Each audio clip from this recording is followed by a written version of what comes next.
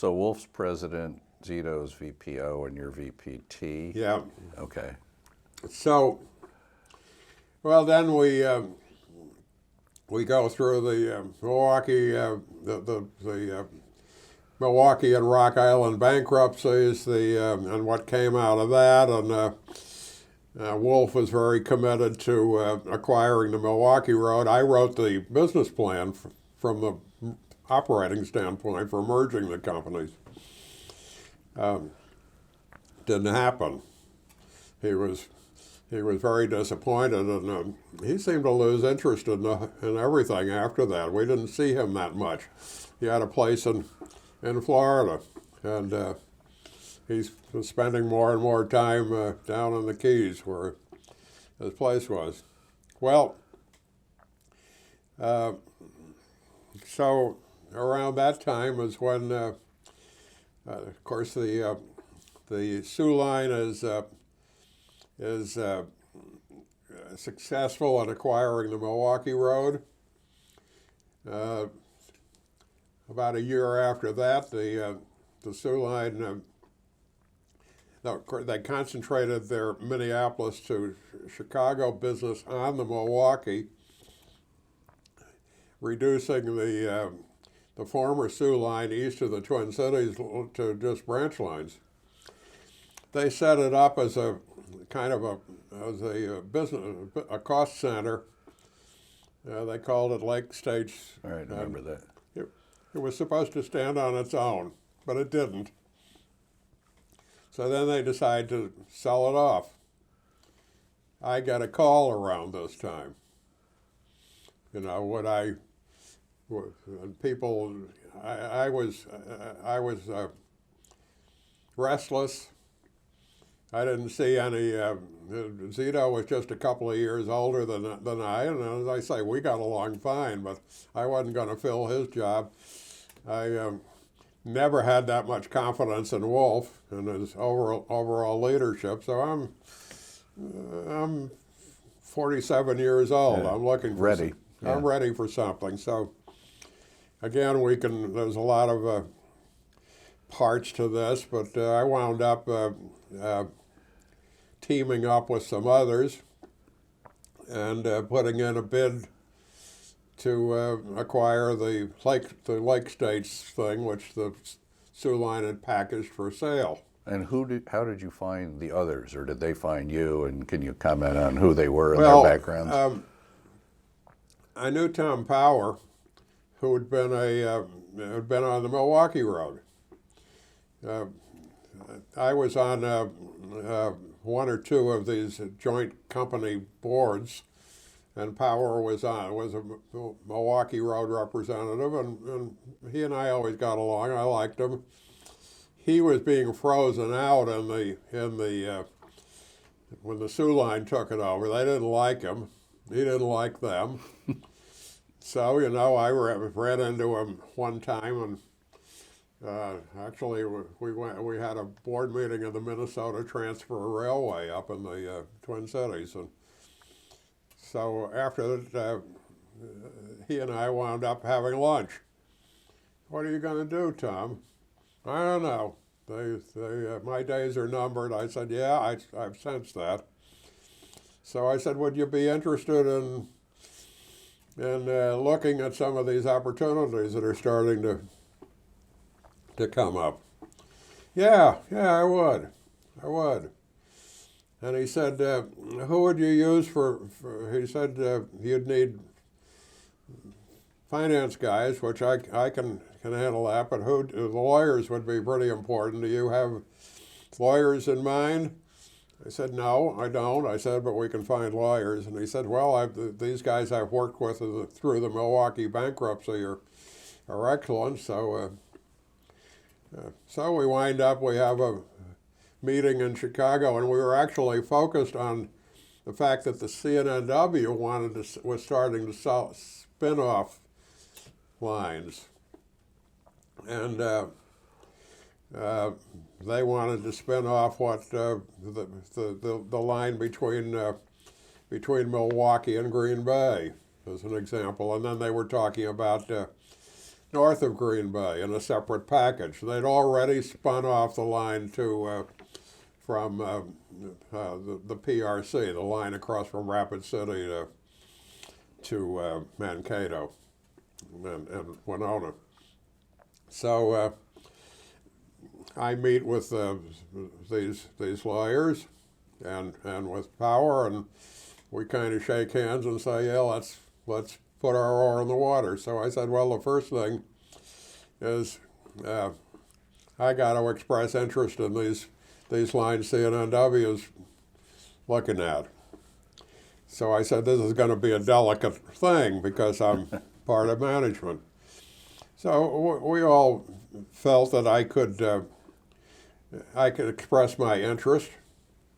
It's not disloyalty or anything like that, and see, which I did. I went in to see Wolf.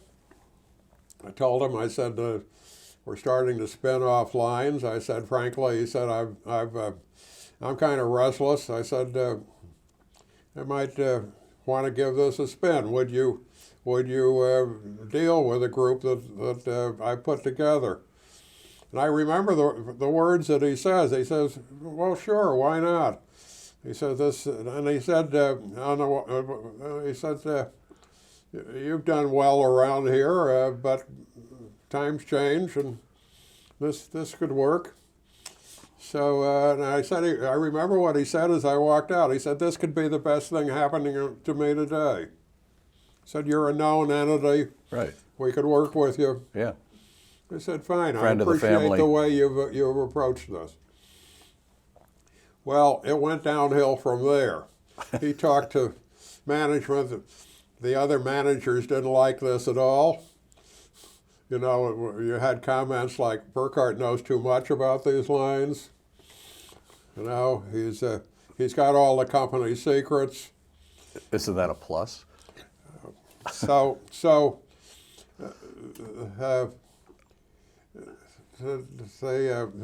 they didn't pursue anything with me. I never got a call from Wolf saying, no, we've decided that we shouldn't deal with you. It just didn't happen. So then, and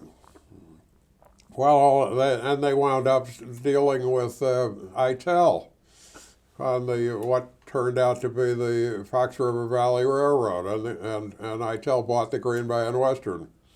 They were putting together a network based on Leasing pushing cars. boxcars Yeah. into the network. A whole nother story Right. around that one too. So around this time, I got a call from a guy on the Sioux line, who I knew. He said, "We've heard that you're interested in these spinoffs that are." I said, "Yeah." He said, "Well, we got a good one. We're going to put Lake States on the market. Would you be interested?" Absolutely. So I bring this to my colleagues. They're interested. We have an understanding that I'm not prepared to quit from the C&NW without having something in hand. I needed a job. So I said, you guys are going to have to do the negotiating with the Sioux line. But they know that I'm involved, and I'll stay in the background. So that's exactly the way it transpired. So they wind up with and of course I'm talking to them at night. Right. Frequently about what they had a team negotiating with the Sioux in Minneapolis for weeks. They write a 400-page agreement. They're covering everything, you know. And of course, I'd seen drafts of this, and I'd been involved in it. So we're all ready to sign it and make an announcement. And I said, I recognize that that's the day I would have to resign from C&NW. So, okay. Then it turns out that Dennis Kavanaugh won't take anyone's signature on this agreement other than mine. So we were talking about the Pittsburgh traffic dinner. turns out that I was going to go to the Pittsburgh traffic dinner the next week. Kavanaugh was going to be there too. I said, so we agreed to meet in Kavanaugh's hotel room on, let's say, the Wednesday afternoon before the dinner or whatever, and sign the papers. So that's what we did. So I had a very friendly meeting with Dennis Kavanaugh, about an hour. We talked about various aspects. He said, you're a known quantity on the Sioux line. We know we could work with you. There would be traffic conditions and all of that would require us to be working. And he said, you're well regarded in the company, but he said, I want to tell you, your colleagues are not. And he said, this is why I want your signature, not Tom Powers or somebody. Okay, right. I said, okay, Dennis. I said, I understand. And so we had the counterpart copies, and we both signed it. I bring one back with me. He has one. We agreed that. You did it there in Pittsburgh? In his hotel room in Pittsburgh. And we agreed that on the following Tuesday or something, they were coming out with a press release, and that's the day I would quit the C&NW. So I'm on the way out the door. We shake hands, and I'm on the way out the door, and he called me back. He says, come back just 1 minute, Ed. I said, I want to leave you with one thought. Watch your back. You know, what happened 12 years later, he was right. But anyway, so it went forward the way we'd planned. It was Wisconsin Central was a big success. Had a lot of problems to start with, but we got over those. And so raising the money wasn't an issue? No. But if you, in understanding finance, this was 1987, and the deal that we had was, by today's standards, was unbelievable. We were 90% debt on day one.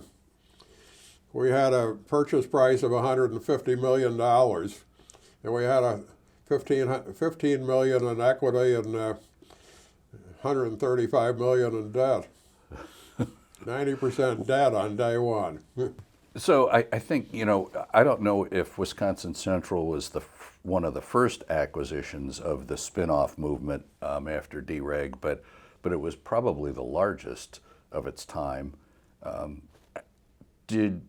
What lessons, because you went on to do other acquisitions after that, so what lessons did you take away, what experiences that helped in the next, as you started to do more and more acquisitions? Well, it was the biggest of the spin-offs. The only one that could be comparable was Montana Rail Link, but I never really considered that to be a pure railroad, because it was BN traffic on one end and BN traffic on the other end. It was really an operating link within the BN system. They didn't solicit their own business and things of that nature, where we did all of that, and we grew the market very well. It was a large transaction, and I think we wound up with 2,500 employees and around 2,500 miles of railroad, and over $300 million in revenues. We actually, if you at our peak, if you included the components in the system, which were some separate companies, if you linked them all together, we were a Class 1. We didn't want to be a Class 1 because that put a whole new litany of restrictions on us from the Surface Transportation Board about financial reporting, about certain pricing restrictions and things of that nature. So we avoided that. We never were declared a class 1, but and later the STB raised the cutoff number so that it would continue to apply only to the really the 7 large railroads. How did you, on day one, you need locomotives, you need cars, you need crews, you need an operating headquarters, you need some kind of technology. How did you pull all that together? Well, we had 75 ST-45s that were locked up on an agreement. They were selling them to us. From the Sioux line? Through an equipment broker. We were unable to close at the time that we thought we would because Railway Labor had filed an objection with I don't know if this was the ICC then or whether it was I think it was the ICC in that time frame before it morphed into the STB. So the ICC put a stay on the transaction for, and I remember it was an open-ended stay, so we didn't have any date specific for anything, while they consider the objections of Railway Labor. And what was that grounded in, the objection? Well, I don't think it was grounded in anything that was real. But and later the ICC decided that the objections weren't valid. But I mean, this is under the old heading of anybody with $35 can file a lawsuit if they want to, and that's in effect what we were in there. So the Railway Labor didn't like the fact that these spin-offs were being done under an exemption from employee protection. That was an important part of the Staggers Act that allowed these spin-offs to take place without being subject to New York dock and other conditions relating to preservation of employment. So we were in a limbo here, and the company that was selling us the locomotives apparently was strung out financially. They had been borrowed to acquire these locomotives and so on. So they said to us, "You can't close. We don't know when you can close. We don't know if you'll ever be allowed to close. We need to do something with these locomotives or we're going to go under." And locomotives were tight at that time. So what could we do other than to agree with them? Well, you have to do what you have to do. So they wind up leasing these locomotives to other railroads. So then the ICC ultimately decided to reject the Rail Labor's filing, and they allowed us to close on something like 4 or 5 days' notice, which of course we did. And how long a period of time has passed? Oh, more than 30 days, probably maybe 2 months. So we closed and we didn't have enough locomotives. What did you have? And where Well, did you get them? we had a number that we bought from the Sioux line as in a parallel deal to the big deal, and we had some other locomotives that I think we'd gotten. But the ST-45s were going to be the core of the high horsepower fleet. We had a bunch of 4-axle locomotives and so on that we'd acquired for our local services.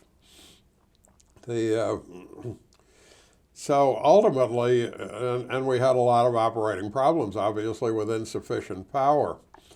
But ultimately, we were able to lease a number of GP35s from Conrail. And I remember being in Fond du Lac which was our major operations location, when a whole train I think we had 30 or 40 GP35 showed up in one train load, a long line of blue locomotives, and people were kissing the ground, you know. We had trains all over the place that were ready to go that had no power. So we ultimately got out of that problem. The leasing company that was selling us the locomotives, they ran out their short-term leases and then were able to complete the sale to us of the locomotive. So we solved that problem. So SD45s had a reputation as having, I think it was turbo problems. Were you? They had a crankcase, cracking crankcase problem because it was such a long crankcase, and the crankshaft, when you started to wiggle it started to develop internal defects. But what we found an answer to that, and that is we reinforced the crankcases. And it solved the problem. We had no problem with those locomotives. So we had an excellent motor power guy, Bob Nadrowski, who perhaps you met or knew at some point. A former Milwaukee Road guy, had gone through the Sioux period and came with us as vice president of mechanical, and was excellent. So he could figure out those things. Later on, we rebuilt a large number of those SD45s, and they were excellent power for us. Oh, good. And the GP35s at that point are, what, 25 years old, so how did you do with those? Well, the GP35s I was talking about came from Conrail, right. So we sent them back at some point. Oh, you did, okay. They were on a short-term lease.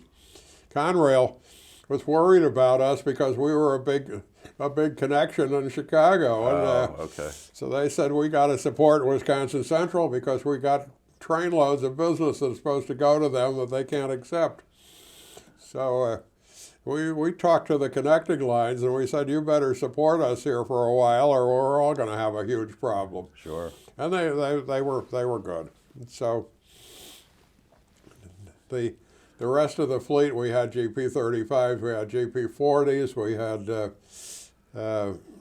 GP30s, we had GP9s and 7s, and oh, do you remember the SDL? Yeah. The Milwaukee Yeah, Road the SDLs. We had all the of little them, ones. which I think was maybe 9 or 10 of them. Right.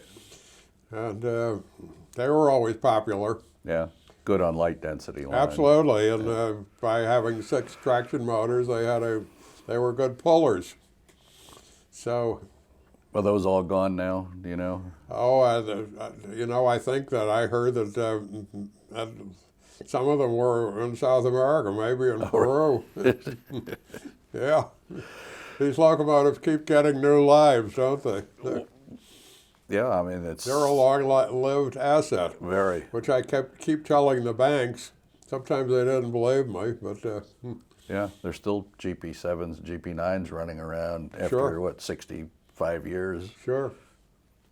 So it was a rough startup.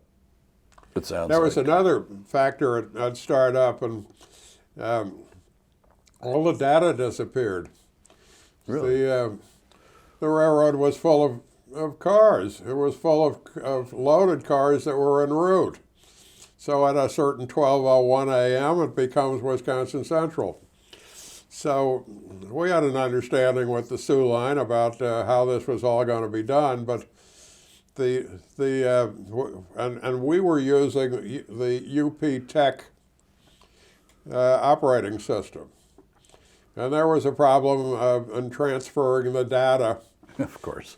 And so we wind up with a railroad full of cars, and we didn't have any idea what was in them or where they were going. We were opening car doors to. So it didn't matter you had a power shortage because you didn't know where the trains were going to go. These two problems were going on concurrently. So, well, we ultimately figured it out, and we made some interesting friends along the way. I mean, for example, the Mead Paper Company at C&NW had a contract with us for all their business, and we couldn't handle the business. We were having these problems. So I remember having a conversation with the guys in Ohio that were traffic manager, a vice president, God only knows how many people were on the other end of a conference call, and they said, well, we've committed this business to you, and you can't perform, and they had a couple of lawyers there, and we're going to do, we're going to go to the STB, and I said, you're not going to have to do any of this stuff. We're going to let you out of the contract. You can put the traffic on the C&NW until, but I said, I just have one understanding. When I will call you when we're ready to handle your business, and I expect you'll give it to us then. In the meantime, there's no penalties. There's no they were dumbfounded that I would make such an offer to them. But, and later they told us that this really cemented the relationship with Wisconsin Central. We knew we were talking to people we could work with. Yeah.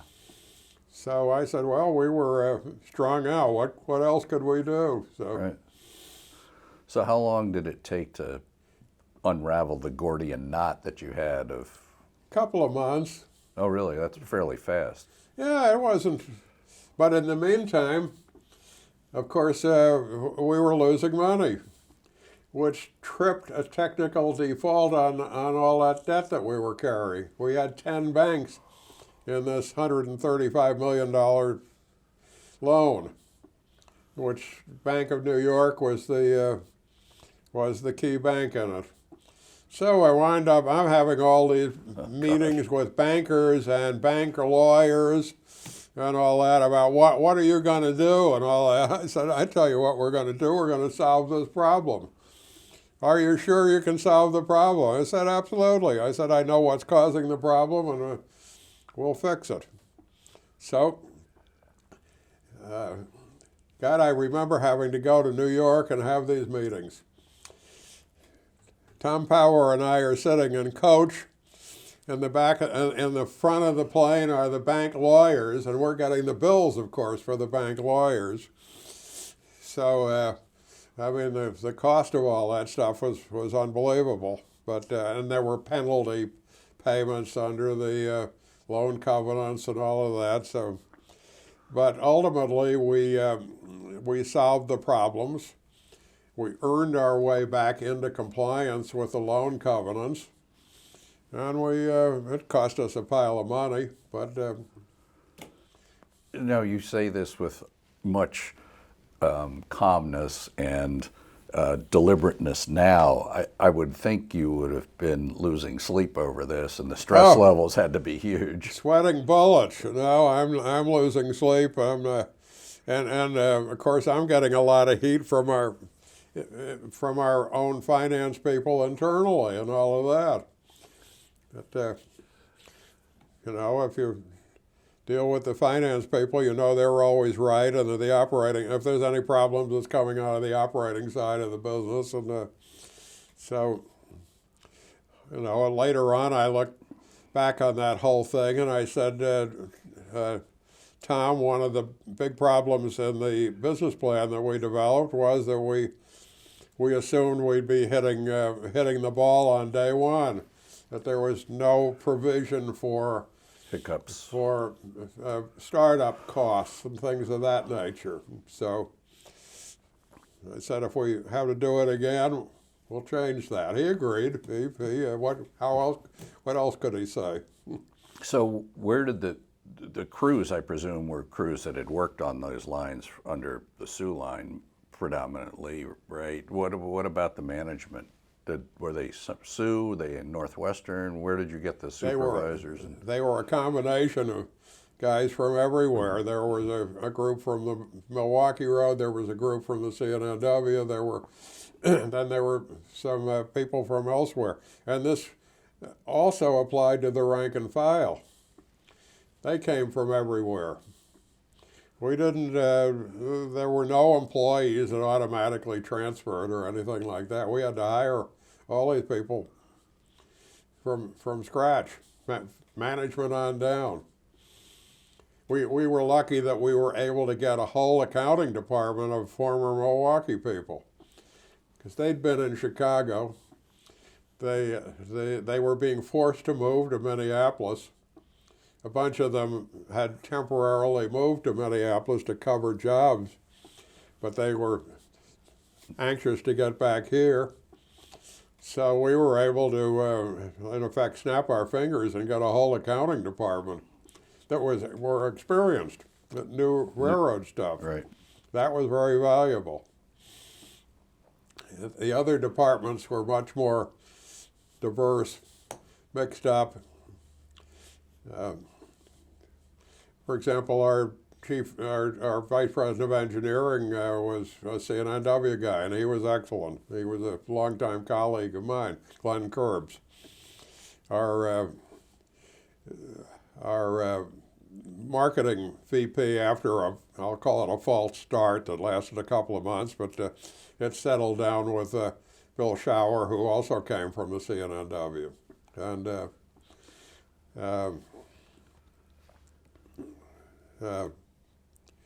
operations were Milwaukee and C&NW people primarily. The chief mechanical officer was a Milwaukee Road guy. Via the Sioux. Of course, they'd been working for the Sioux for a year or two at that point. Did you get, you commented on where the locomotives came from. Did you get cars from the Sioux? And did you then also supplement with your own new leased or bought? We got a number of cars from the Sioux. We leased cars from other people, and we bought a bunch of cars. And a couple of years into it, we were developing quite a bit of sand business, which required, the small type covered hoppers.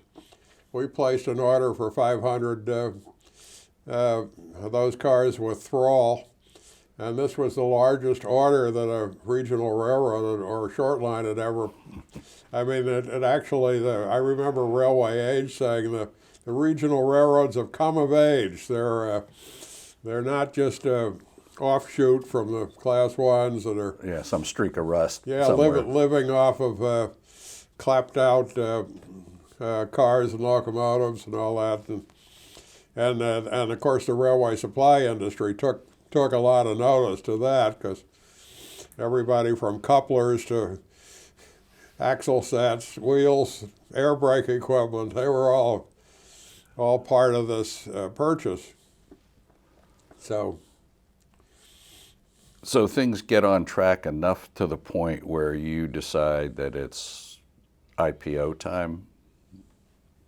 Yeah, and one of our original investors was an equity fund, Berkshire Partners. This is not Warren Buffett's firm. This is another company, Boston-based, and they.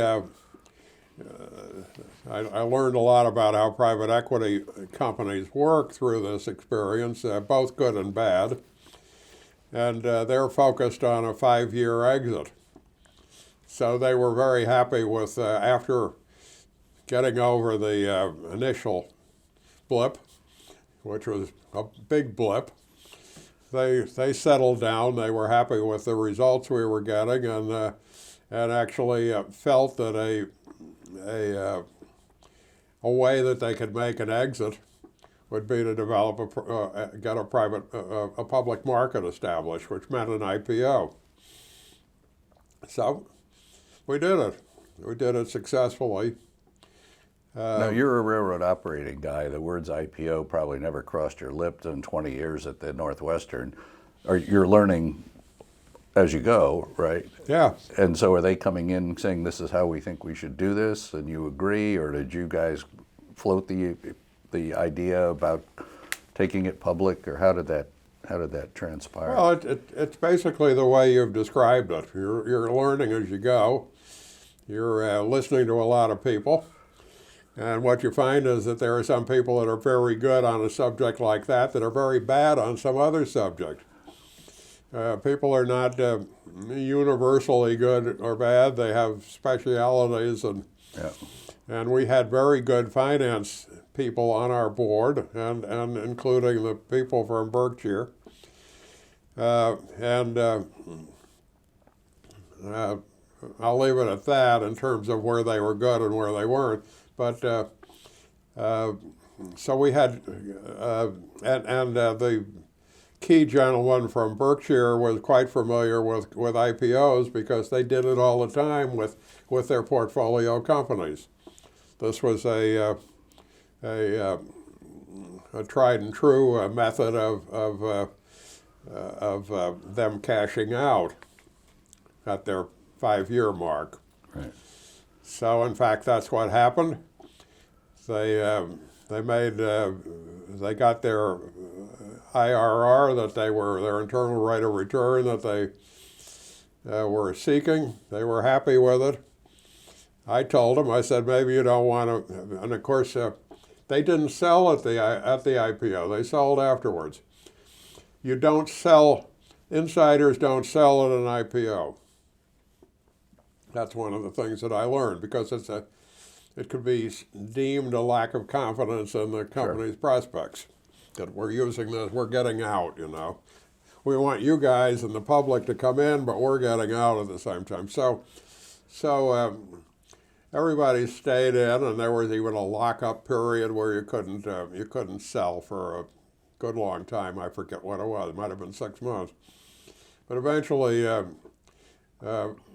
Berkshire could sell, and they did. And they made their return. So you went from losing money to making lots of money.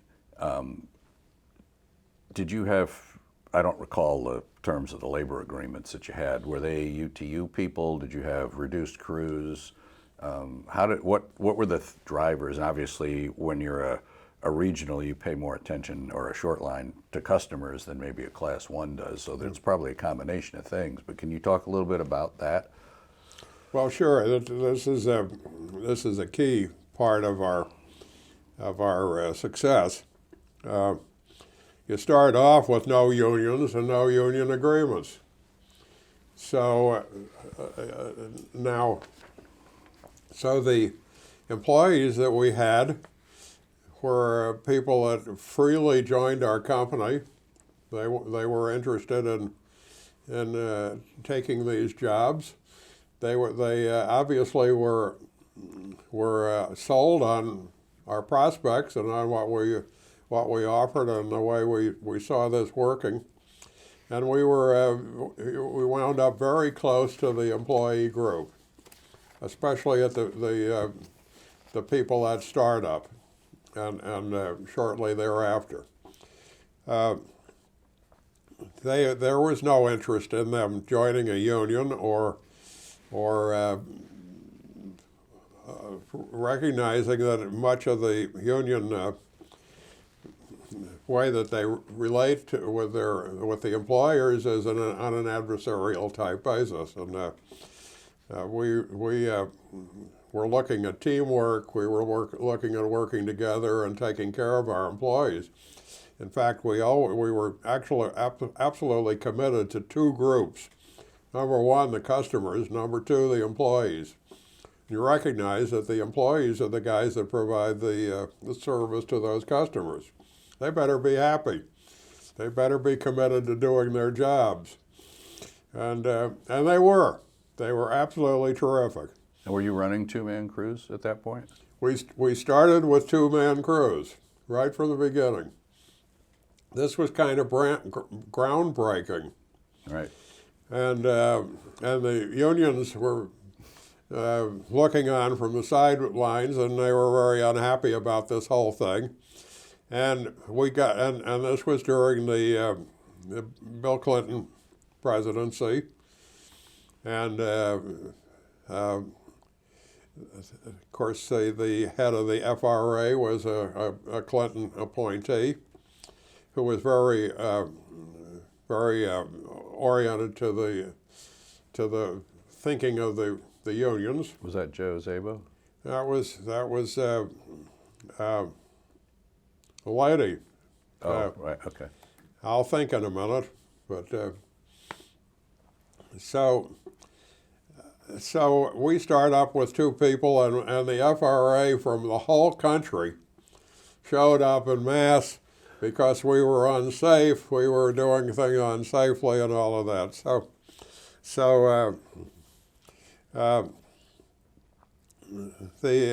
We had all kinds of inspectors around. They were inspecting rolling stock. They were doing everything, and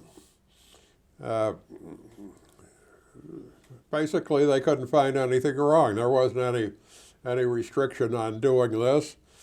We qualified our crews properly.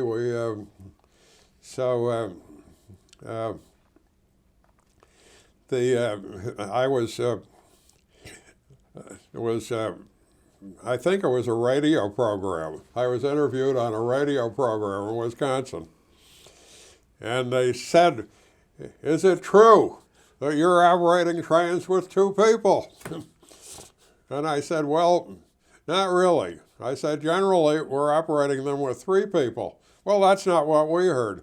Well, I said the 3 people are an engineer, a conductor, and an FRA inspector on every train. So this got back to the lady we're talking about, Jolene Molitoris. Right. She and I generally got along, but she was. She didn't see the humor in that, I guess. She was. There's no question as to where her interest was, and it was with the brothers. So. I don't make things personal, and I have to be really stressed out to make something personal. So, and I didn't make it personal with her, but we didn't terribly like the fact that I actually was talking to some other railroads, and I said, "You should really be thankful for the Wisconsin Central, because you haven't seen an FRA inspector in months." So. Anyway, things finally settled down. How long did that go on? 3 or 4 months probably. That's quite a while. Yeah, and they were looking for something scandalous, and they couldn't find it. We'd go out and talk to some of the inspectors. "Why are you here?" "Well, you know why we're here. You don't have a union on the property, but we're not allowed to tell you that." So, things like that. The particular inspectors were quite resentful of being used in this way, because many of them were good people that were committed to their job in railway safety, and they weren't finding safety issues here. Yeah. So you went on after, in the 90s, buying up pieces of the Northwestern and the Sioux Line and some other properties, Green Bay and Western and so forth. Can you talk a little bit about the development? How'd you say, "Oh, it's time, let's go get that one and that one"? Or did they come to you and say, "We want to get rid of this, how about it"? Well, it was a little bit of both. And we actually had a policy, you might say, of rolling up rail operations in central and northern Wisconsin and the Upper Peninsula, which would give us a scale and a ability to have lowest possible costs and prices, and be competitive against trucks. And our core business was in the paper industry. About almost everything we were handling was intensely truck competitive. So it was very important to keep costs low so that we could be price competitive, and also to keep our service up. And I'd learned this service lesson from my days on the C&NW. Yes, it's good you took that job. I was hell on wheels about maintaining service. I mean, for example, if you could divide Wisconsin Central into 2 sections, the southerly part and the northerly part. southerly part was up to, say, 250 or 300 miles north of Chicago. The rest of it was the upper peninsula of Michigan, up into northwestern Wisconsin and so on, which was further.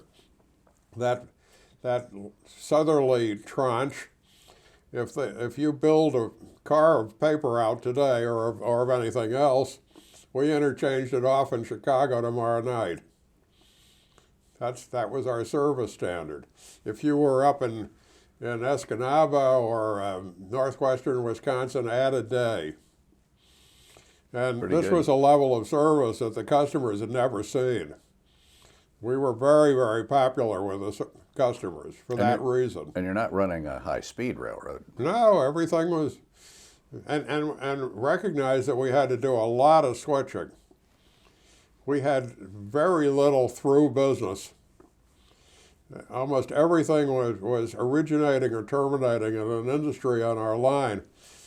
We had a little bit of unit train business from a couple of coal movements to power stations, but that was maybe 8% of our business, and the 92% was all single car business.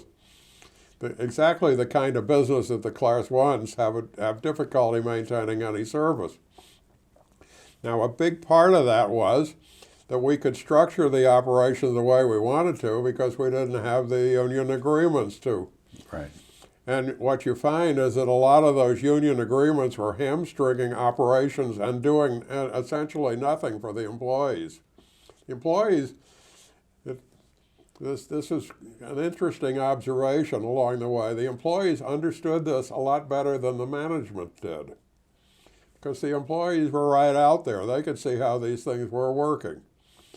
If you had a difference between a yard crew and a road crew at a certain location, rather than any crew can do anything, they saw that. Right. And they if you'd asked them about it, do you back this? No, this is BS. We're here to do a job. I'm glad to hear this from you, because we see it the same way. This is why we had no fight with our employee group. Quite the opposite. So now it was many years later that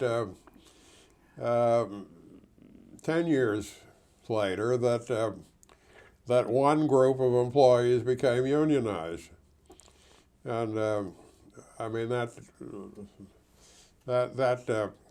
was a part of the story in the latter years of Wisconsin Central's independence, and I was focused on other things at the time and was not getting along very well with our board, and they had some other guys that they liked, and the train and engine guys got unionized under those conditions. No one else in the company was ever union. Really, just that. None of the track guys, the shop people, the mechanical people, none, or clerical staff, none of them were union. So just in '94, you end up diversifying out and buying Algoma Central, which is a foreign railroad in the true sense of the word. How did that evolve? What made you think, here's a company that's not doing very well financially? Obviously, you thought you could fix that, but how'd that come about? What made you say, okay, time to go do that one? Well, we served Sault Ste. Marie, and we had an interchange with Algoma Central and Canadian Pacific there. We had taken over the bridge, the international bridge, from a separate company that was owned by Canadian Pacific. We bought that bridge for $1. The president of Canadian Pacific, when we signed the agreement, and we had an amusing conversation about whether it was a U.S. dollar or a Canadian dollar. So, and he bought me lunch.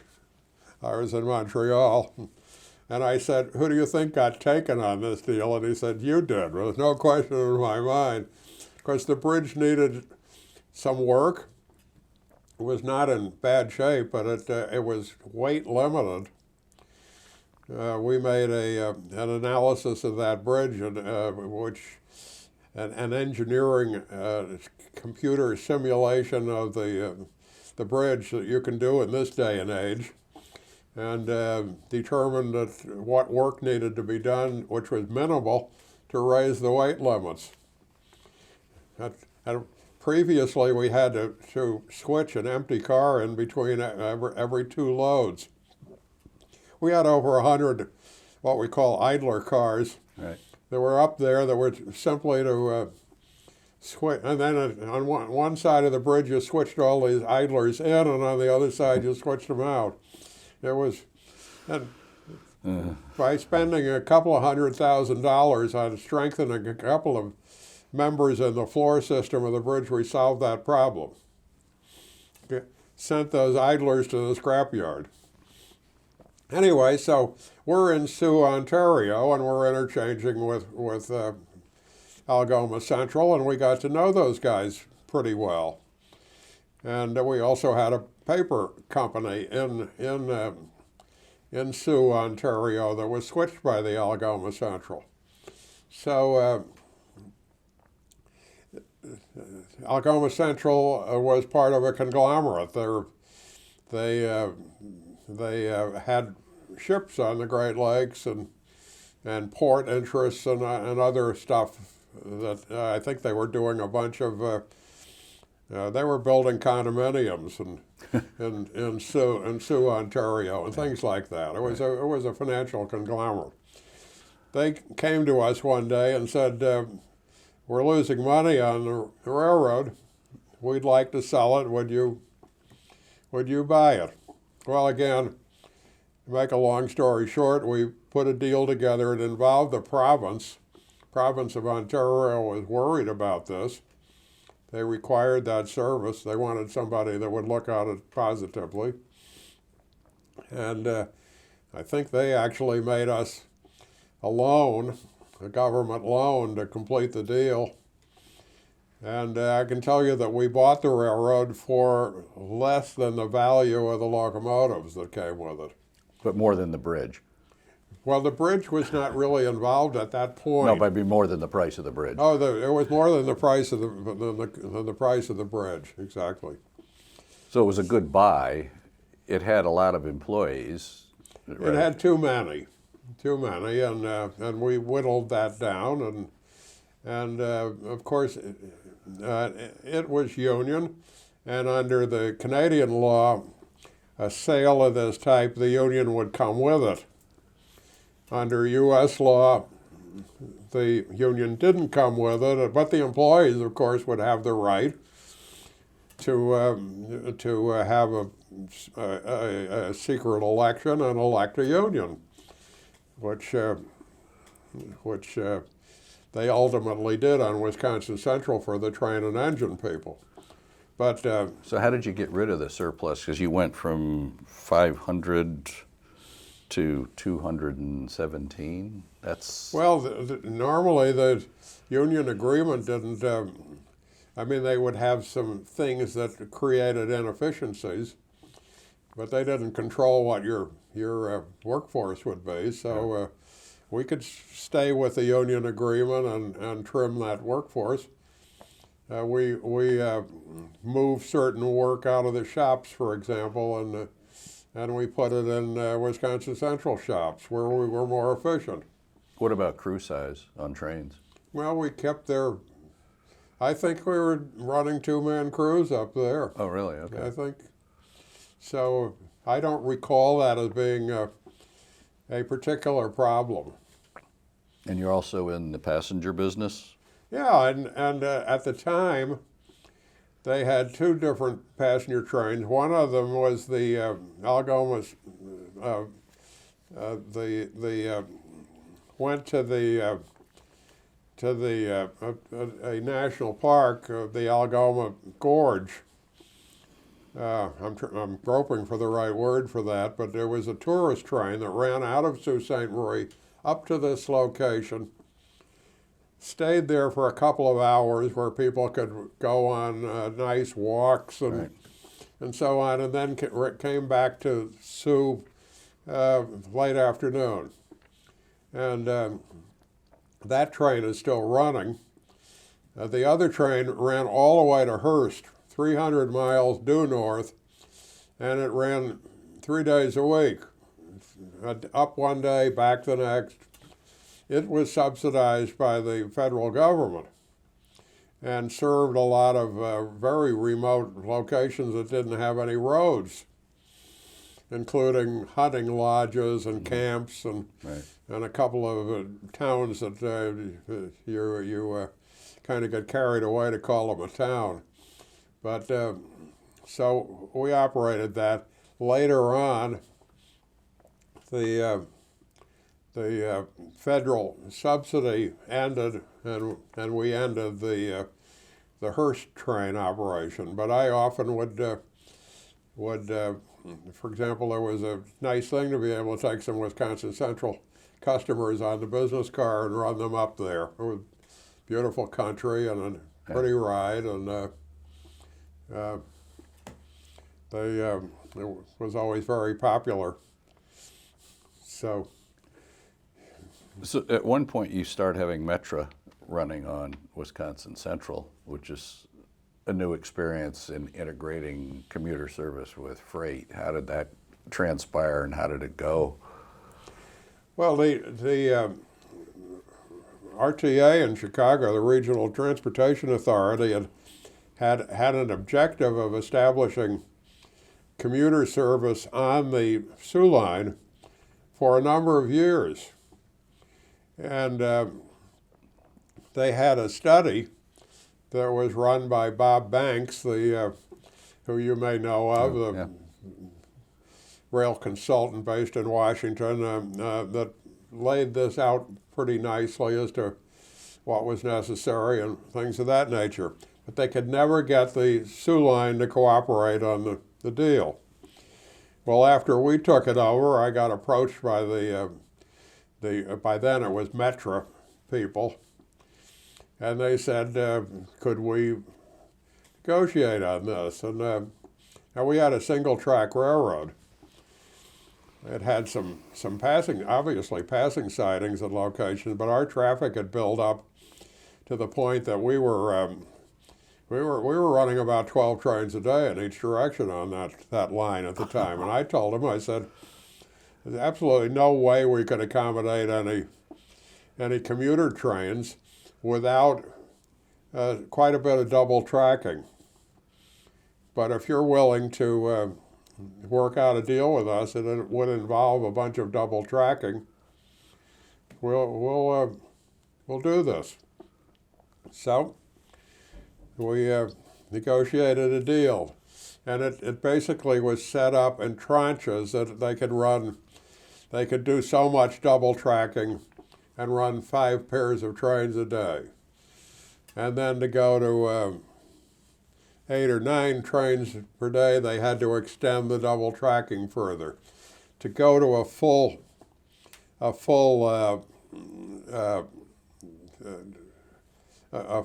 set of trains like you would have on their other lines, it had to be double, which I think is, I'm thinking it's 18 trains a day in each direction. We had to double track the whole route all the way to Antioch. So my calculation is that we'd lose some capacity in the morning and evening rush hours, but the rest of the day and on the weekends and all that, we'd gain capacity because we had more capacity under that proposal than we had previously for freight. Right. So, and also, we were going to get paid. We weren't going to run the trains, but we were going to be the infrastructure owner. And we worked out a deal where we got paid, I forget how much it was, $2 million a year. And they had a commitment to fund this progressive double tracking of the line. And you did the dispatching, I presume. Oh yeah, the dispatching remained with us. So this is, as of today, that plan is about half implemented. Oh, so it's not fully done yet. No, the double track isn't all the way, and of course things like the pandemic set that back, and you can imagine what kind of problem all of these public commuter operators, agencies have had with their fare box revenue falling catastrophically. So I don't know what the future, whether that plan will ever be fully implemented, but it's partially implemented right now. There's probably 20 miles of double track that have been built, which CN is, well, before they merged with EJ&E and diverted some traffic on this line, they were using that double track part very nicely. The EJ&E line crossed Wisconsin Central at Leithton. Today, CN's operation, basically most of the trains go on to the EJ&E at Leithton. So they're not operating south of there, which is the territory where the double tracking was done. But so CN wishes that the double tracking was done in reverse, that it was because that part from Antioch to Leithton is got heavy freight traffic as well as metro trains, and it hasn't been double tracked. Oh boy! I think maybe CN has done some siding extension and stuff up there, but I'm not sure. Was the EJ&E a good deal, do you think, for CN to buy? It was a work of genius. Yeah. They got out of the central part of Chicago on all of the congestion. That was a Hunter Harrison project. I mean, Hunter was very controversial. He and I did not get along. Gee, you're the only one, Ed. But I recognize him as the genius that he was. He also was a very flawed individual. Yeah. But goes with the territory, right? That's a separate subject. Yeah. And of course, in dealing with Hunter, he knew everything, and no one else knew anything. So so it made things simple. he was not altogether wrong with that. Yeah. I had a lot of respect for him. Yeah. Well, he certainly had an impact on the industry, controversial or not. Yeah. And the acquisition of the EJ&E was one of the smart deals that happened under his regime there. Yeah. I'm disappointed we did not get to interview him live. But in '93, you branched out into New Zealand Rail, and now you become an international and subsequently global company. I'm really curious to understand the thinking that said, okay, let's go global. Let's go buy things outside the U.S. where the regulations are different, the cultures are different, the traffic flows are different, operating rules are different, equipment's different. It's a whole new gambit. Well, at the time that we started considering this, we were looking as to whether we had run out of close-to-home opportunities. We had exploited things pretty well. We'd merged with taken over the Algoma Central. We were in the process of buying up the ITEL railroads, FRVR and the Green Bay and Western. That, by the way, was a huge success. We used very little of their physical property, but basically increased our business on the existing Wisconsin Central. So this is a matter of scale, and this industry relies on scale. I mean, this is why at the time we started up, we were running 2 trains a day in and out of Chicago, and 10 years later, when we were doing, or 7 or 8 years later, when we were doing the Metro deal, we had 12 trains each way in Chicago. We had a lot of complaints, by the way, from suburban people in the Chicago area who got used to the Soo Line was running. Actually, their Chicago trains came down the Milwaukee Road route into Chicago, so the far south end of what became Wisconsin Central had a way freight that ran one direction 3 days a week and came back the other 3 days. Those people in all those towns got used to that. That was kind of nice. No whistling at crossings and so on. So now we got a lot of trains running. So, okay, so we bought these we had taken advantage of the roll-up opportunities in our territory, and we were saying, well, what do we do next? We were really focused on continuing a growth scenario. We'd been very successful in the market with we'd had the IPO. Our stock price was doing pretty well, but of course, you got to keep feeding this monster. The market guys would say, "Okay, what comes next?" And we needed to have some answers to that. Around this time, this was an international change that came out of the Reagan and Margaret Thatcher era, where socialism was not seen as a successful model anymore. Her comment was, "It's socialism's great till you run out of other people's money." And it was entirely accurate, and from a rail standpoint, the U.S. was considered a model because it was all private, except for passenger. Right. But from the freight standpoint, it was considered a model, all private, self-supporting, not subsidized by government. So governments around the world start to look at this and say, why do we own these railroads, many of which they were losing money on? So the first thing that came to our attention, and I think this was the first international privatization, was New Zealand. And how did that come to your attention? Well, it came through some investment bankers. Okay. I mean, that's what they do, isn't it? Yeah, hunt for targets. They make the contacts and so on. So,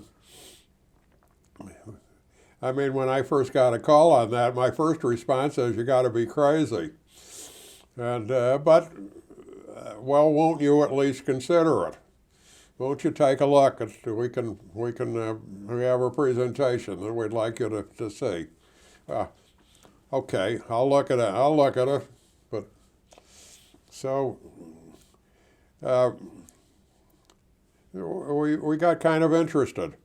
So, but my board, who was very conservative, they kind of suffered with me as we did these entrepreneurial deals.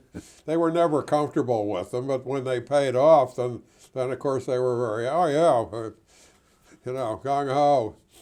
But so they didn't like the concept of working internationally. So I made the point. I said, well, this is business, isn't it? It's either a successful investment or it isn't. So what we wound up doing is, I said, what I'd like to do is take 2 board members, and I've never been to New Zealand. I said, I'd like to send, I don't know whether it's worth going. We'll send these 2 guys to New Zealand that can meet with the investment bankers, can look at the railroad, can meet the people involved there, and then let's see what they think. Now, how many board members did you have, and how many had railroad operating or management experience of any kind? Well, I think we had 9 board members, and Tom Power was one of them. He was a finance guy, not an operations guy. There wasn't any operations or marketing person on the board, and all the rest of them were lawyers, and there were a couple of guys from the private equity firm. Of course, right. So I picked the, and I told the board exactly what I'm doing, and I named two people, and I said, I think these are the two most skeptical people on our board. Well, are you willing to take a trip? You'd need to be in New Zealand probably a week or 10 days in order to get a feel for the place and report back to us. So I picked these two guys. They were both lawyers. And you didn't go on the trip? I didn't go. I said, I'm not making any recommendation one way or the other. I'm interested. They came back and said, this is a deal we should do. I was surprised. I thought this was a way to get rid of the project. So yeah, let's make a long story short again. We worked with the investment banking firm. We brought in the same private equity firm that had been the Berkshire guys that had been with Wisconsin Central. And they liked to hang around. They were out of Wisconsin Central by this time, but they liked to hang around with us because they saw other deals. It took me a little while to figure out why they wanted to hang around, but they saw this as a way to get in on the ground floor of other deals. So they wound up joining with a New Zealand private equity firm, and Wisconsin Central itself was an investor in what became Transrail in New Zealand, which was we were the bidders. We went through the privatization process. It was fascinating. Obviously at some point I made several trips there. I remember signing the papers with the Prime Minister. This was a big thing in New Zealand, and this was the first significant international rail privatization. And once we did that, then the phone starts to ring with the British right away. Oh, you did that we're following in Margaret Thatcher's footsteps. John Major was the Prime Minister. We had a whole delegation from Britain come over, led by the Secretary of State for Transport, one of the key people in Parliament and in the government, and so that's how we got started in the British privatization. In the meantime, the Australians got into the act. They want to privatize, and of course, New Zealand is, well, in that part of the country, being right next door means you're only 1,500 miles away. But so back to New Zealand, Yeah. making it successful involved probably slimming down costs and the usual traditional rail operating improvements. Can you just talk a little bit about what you did? And you're taking a government company that probably took care of the employees on a grander scale than maybe was warranted. well, for sure. But they had actually been doing a pretty good job for a number of years in improving efficiency before we ever showed up. And we liked their general approach. And I mean, to simplify it, we would say, let's continue what you're already doing, but to accelerate it, and we can bring some additional management and technology to bear on it. And that's exactly what we did. We brought, for example, our Vice President of Engineering at Wisconsin Central, who I mentioned, Glenn Curbs. He made trips to New Zealand with the track guys to talk about how you efficiently maintain track and how you can, how many employees you should have to do certain work. So we set up a series of standards in the engineering, the track and infrastructure area, and also in the workshops. Did you transfer any people over there as management? A couple of people, but not many. But we sent a finance guy and we sent a operations guy. The operations the train operations guy, the vice president of transportation from Wisconsin Central, moved down there in a similar job. So we had some of that, but we also had a lot of people that were going back and forth on one project at a time, you might say. Francis Small was the managing director.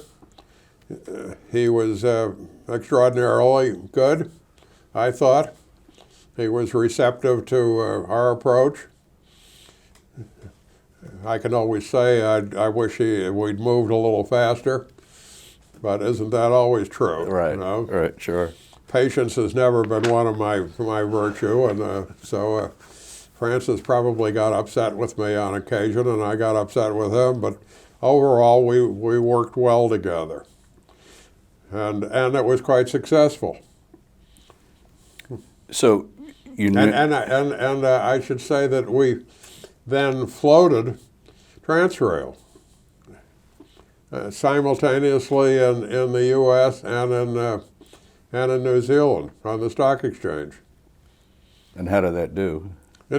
Initially it was fine. And then? Well, we're going to one of the things to talk about is how this all came unglued, Right, okay. and Wisconsin Central came unglued, but so did Transrail, and so did EWS, English, Welsh, and Scottish, which was our company in the UK, all for the same reason, that we had a complete change in management and in top management and in the approach that the board was taking to the business. So do you want to dive into that now? Because that was sort of a big transformation in the company's future and yours, and it's probably... Well, sure. It actually started in the UK. We had a big company in the UK. We were in U.S. dollars, it was over $100 million, or it was over $1 billion in revenue. This is EWS? EWS, 5,000 employees, and God, we ran hundreds of trains every day. At the time that they privatized, they opened up the network.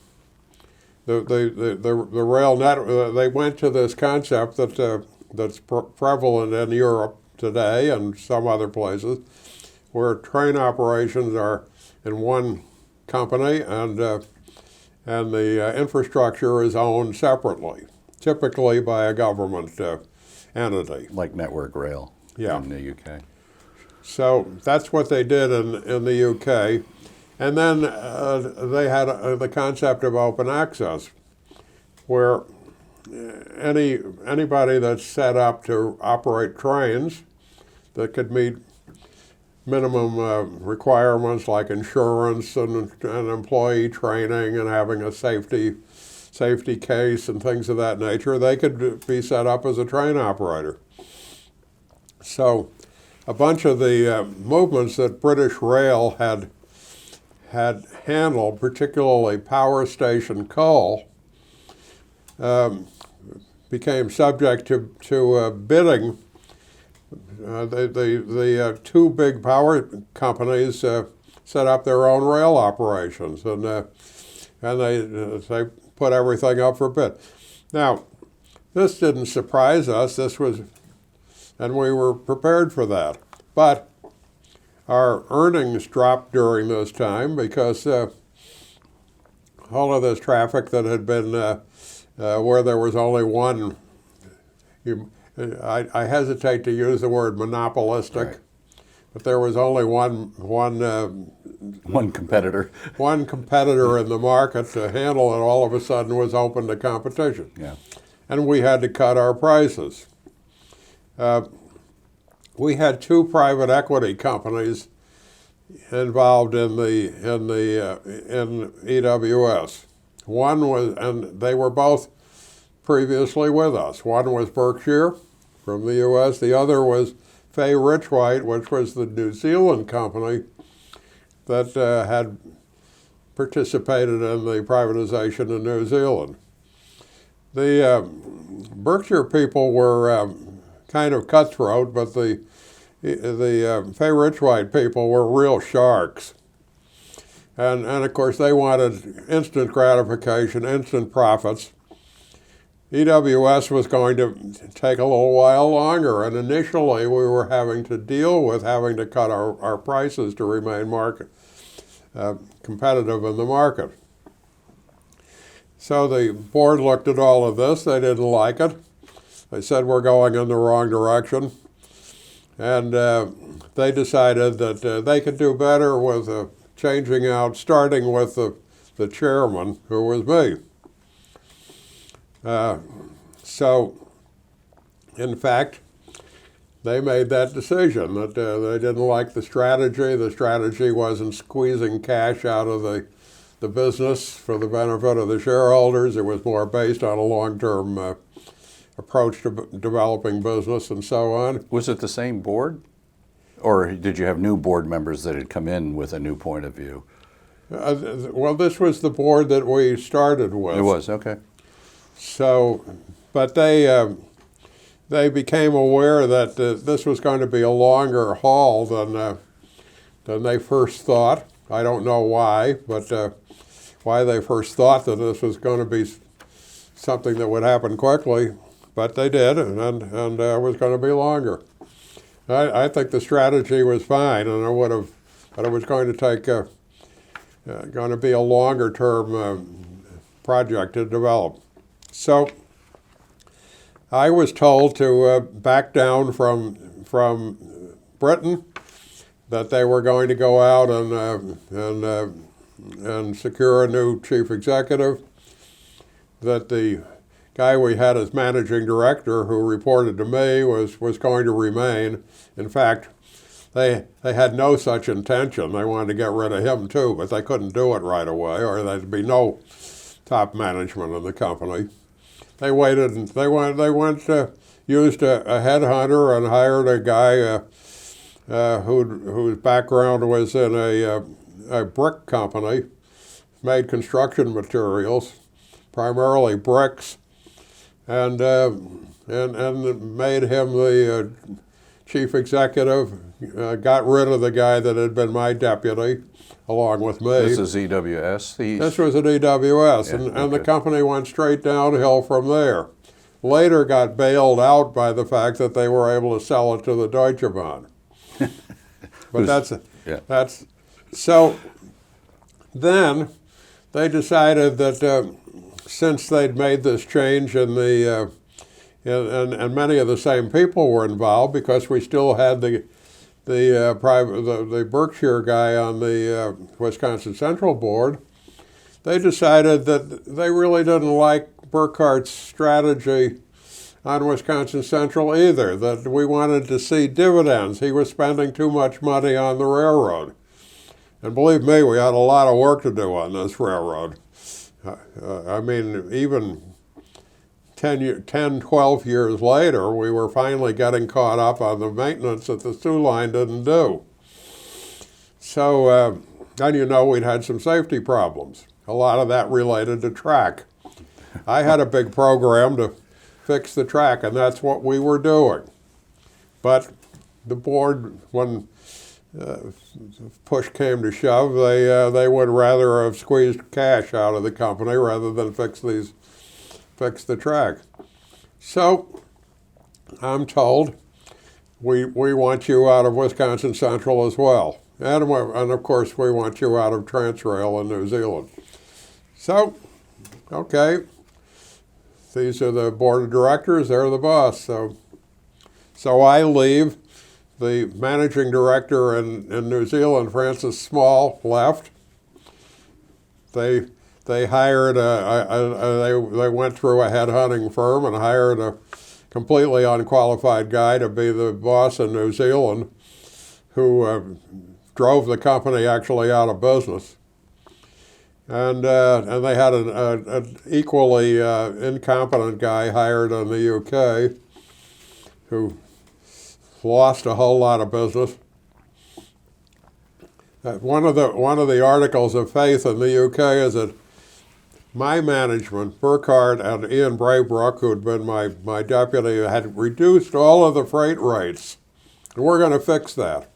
Well, we had reduced the freight rates in order to be competitive with the open access environment. I think we did it very intelligently and not excessively. But, of course, these guys wouldn't have known the difference anyway. But EWS, under the new management, raised prices on some other things and lost a whole bunch of movements, including what I considered the star movement of all, which was the hauling the Royal Mail, where we ran 60 trains every day all over the UK, hauling being under one contract with the Royal Mail. And they priced that business off the rails. And we made, it was quite profitable to us, and we paid a lot of attention to that. I mean, it was the rare trip that I made to the UK that I didn't have dinner with the head of the Royal Mail or one of his colleagues. And we took care of those guys, just like on Wisconsin Central. We took care of our customers. But the new credo was we don't care about the customers. We're going to squeeze the customers to the maximum extent. Well, you find out that you can over-squeeze, and the next thing you know, the Royal Mail was all back in trucks. So they lost that contract. I considered that the premier rail contract that I'd ever been involved in. What was it worth annually, do you remember? It was over 100 million pounds. Wow. So when you leave... Which would be $150 million. Yeah. When you leave, Tom Power was one of your colleagues, and he moves into the role that you had? Was that... Well, Tom Power became allied with this group of financiers and lawyers, along with the gentleman from New Zealand and the gentleman and the Berkshire guy. And at the time that I left Wisconsin Central, Tom Power became chairman of the group. And they appointed a president for Wisconsin Central that had been there a couple of years, Riley McCarran. Right. And McCarran was a guy that I had agreed in hiring him to begin with the idea that we'll see how he does. They said I needed somebody that could step into my role, and conceptually, yes, agreed. Could Riley McCarran be the person to do that? Maybe. He was, his qualifications seemed to be good, and I interviewed him, and I said, well, we'll bring him in as executive vice president and put him in charge of operation matters and all of that, and see how he does.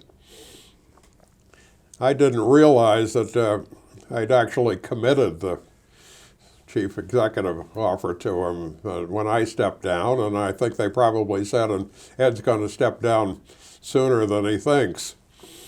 And where did he come from? I don't recall. Well, he'd been a Conrail guy, right, and then he'd been on the Chicago, Missouri, and Western, okay, which you might recall was a part of the. There was a bankruptcy with this rail group that I think is part of C&N today. It was old GM&O lines, and for example, all the way to Kansas City and in Illinois. And he'd been put in there by the banks. Riley was competent to a point, but what we found And I certainly found as he had no leadership potential, and people wouldn't work for him. We had people like Curbs, Nadrowski, Shower, reporting to Riley. All of them came to me and said, "This isn't going to work, Ed. You know, we like reporting to you." So I'm thinking, well, what do I do about this? You know, I got an issue with the board. So, well, the board solved the issue. I left. They promoted McCarran. And this only went on for a couple of years until the railroad was sold. It went into a downward spiral. The growth that we'd experienced stopped, and earnings dropped, and the stock market right away saw that this company that had year after year experienced growth and improved profits and all of that, at best now was leveling off. So that says that your stock price is going to be at a lower multiple of earnings, where they don't see it as a growth situation anymore. So the stock price went down. Ultimately, they succeeded in selling it to C&N at a knockdown price, I might say. I had first met Riley in 1976 when he was in the MIT program with Dave Krushwitz, whom we both know, under Carl Martland, and they came to the Delaware and Hudson to do a car flow study. And I recall him being a outspoken, ambitious guy, and I was always curious. He had said he wanted a career in railroading, and I knew he had gone on to Conrail, and I was always curious about how that would transpire for him. Yeah. And well, as I say, a knowledgeable and an interesting guy, and a nice guy, but not.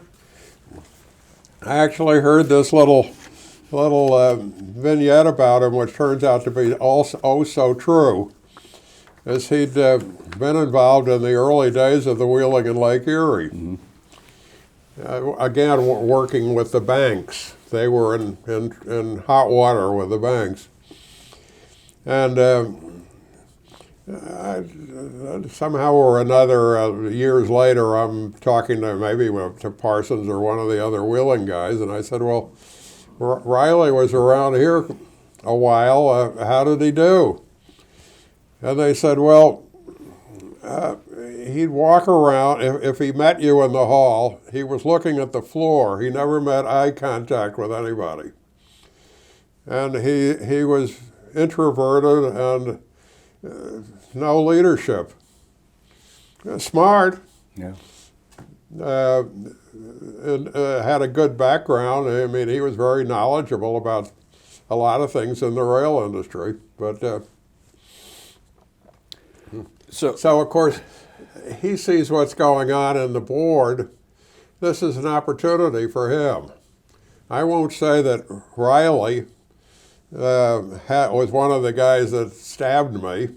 He wasn't. But he was happy to go along with it because he saw it as a way to embellish it, put something on his CV. And he was always interested in winding up with one of the Class 1s. It's interesting that after what happened at Wisconsin Central did happen, the industry as a whole saw right through this, and no one would touch a single one of those people, including Riley. Yeah, interesting. And one of the Union Pacific guys called me. You know that McCarran was out here. No, I don't know. I don't know where he is. Well, I'll tell you.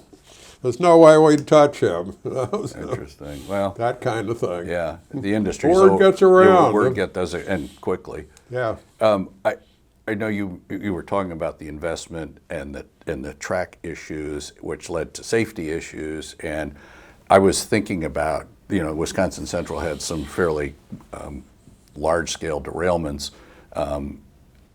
And I did a little bit of research, and I thought it was pretty interesting. I just want to give it to you as background.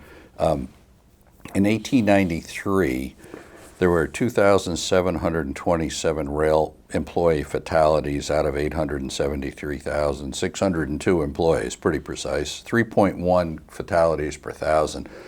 I looked at 2021, there were 9 across the entire industry out of 148,000. So it went from 3.1 per thousand to 0.6 per thousand. So clearly the industry's improved vastly in safety. A large part of that, I think, is driven on the class ones who obviously move most of the volume and have the resources to do track improvement and signaling improvement and so forth. You guys had some fairly catastrophic ones on WC, and then there's the one on Montreal, Maine, and Atlantic. Can you just talk about those? You can go into as much detail as you care to on employees' involvement. I think in the MMA one there was a group of things. It was almost a perfect storm of issues between the employees and the fire department and the shipper and so forth. So it's not just a rail issue, it's a combination of issues around the industry. And maybe you could just sort of start with the general and then get as specific as you care to. Well, of course, you're mixing up some different geographies and different companies here in what you're saying. So let's start with Wisconsin Central. We inherited overall very bad track conditions. Soo Line was planning to sell off the company, and I once remembered these numbers pretty well, but to maintain a mile of track normally, you need a normal maintenance. You need to replace 100 ties per year. That assumes a 33-year. 100 ties per. 100 ties per mile. That seems low. There's 3,000 ties in a mile. Right. So I think 100 is about 3%, isn't it? I don't know. Yeah, no, I think right. I think this is right, and that assumes a 30-year life. Okay. We're dividing some numbers here and coming up that you can actually get by probably for around 80 or 90, depending on the level of traffic on the line. Yeah. Okay. The Soo Line had averaged 5 ties per mile per year in the 5 years before we took it over, instead of 100. Right. They were only planting them in where they had low joints big or failure. Whatever. Yeah. So we had a lot of work. We got the money that we poured, once we became profitable. The money we poured into that railroad was the highest. We could point out that we had the highest percentage of capital spend of any railroad that reported as a percentage of its revenue. I think we were spending on capital over 25% of our revenue. The board didn't like this. On the surface, they understood why. We had presentation after presentation about what we were doing. I remember one board member, when he first met Glenn Curbs, got me aside.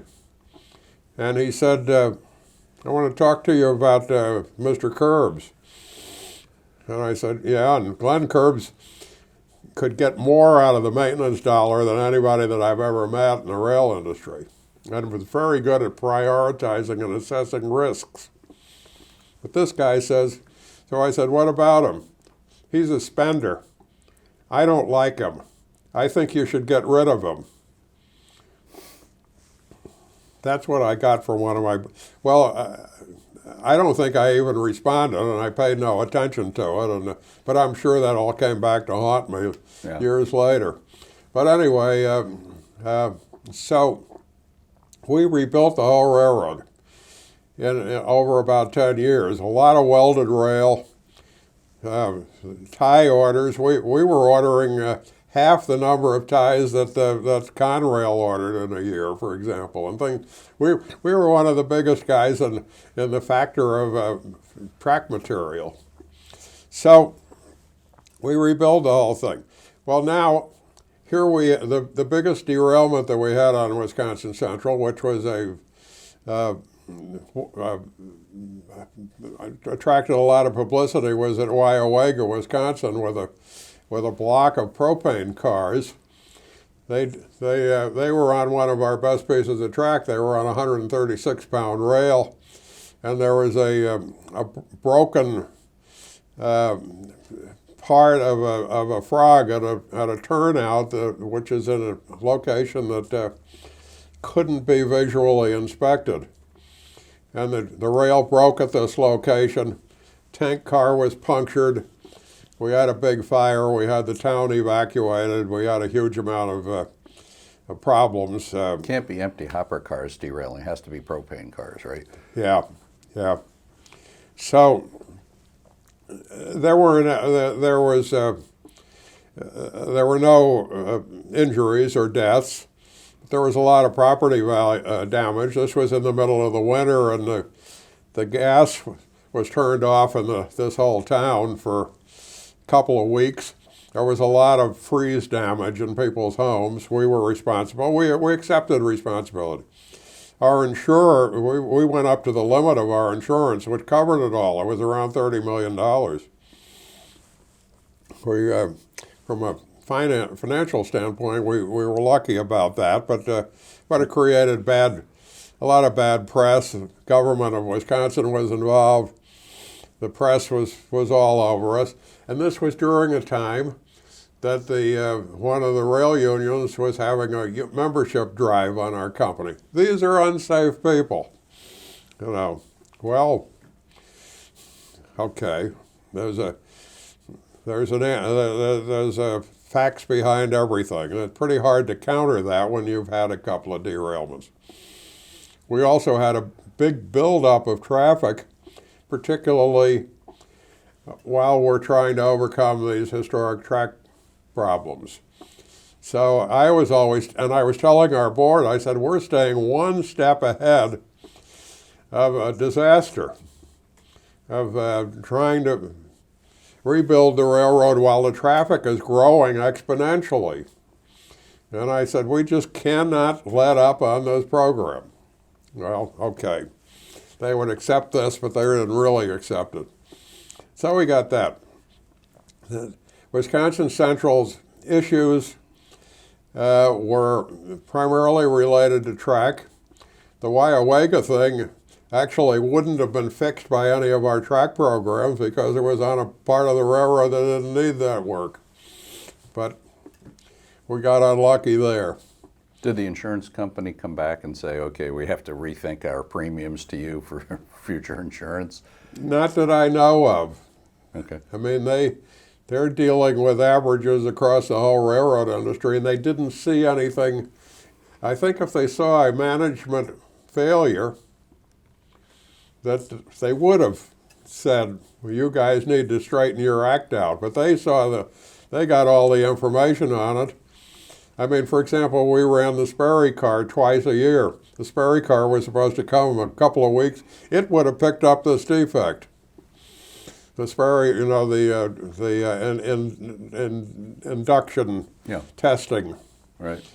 But it was due something a couple of weeks after on its twice a year trip, and twice a year was very standard for the amount of tonnage we had on the line in the rail industry. Just bad luck. Yeah. Now, let's get on to MM&A. There we also had a big track problem, but it wasn't track that caused the disaster that we had. This was a gross violation of operating rules by an employee, and he didn't follow the rules, and from a standpoint of supervision, he wasn't being properly supervised. The operating people that were responsible for that territory were supposed to be conducting so many operational tests and all that, where they observe how employees. Well, they fell short on and this is endemic in the whole rail industry. If you look at the data, you'll find that these trainmaster types, people that are local operating people, tend to conduct their operating tests, particularly the ones at night, in a territory that's fairly close to where they live. That if you Coincidence, probably. down to the other end of the territory, that they got a lot less testing. Well, that's exactly what was. The guy for that territory made his tests near Farnham in Quebec, where he lived. At the mechanic end of the territory, not so many tests. Well, this guy was not properly securing trains. He was relying on the independent brake to hold the train on the grade. And I'm sure that this was not the first. He didn't do anything differently this day than he did any other day. And what he didn't reckon is that there was a manifold fire on this locomotive. There was a defect in the engine which was pushing fuel oil up into the manifold, which caught on fire. The local fire department comes. What are they going to do? Of course, they're going to shut the engine down.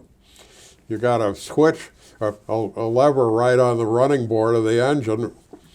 They did exactly what I'd do. First thing I'm going to do is shut this engine down that's on fire. Right. That caused the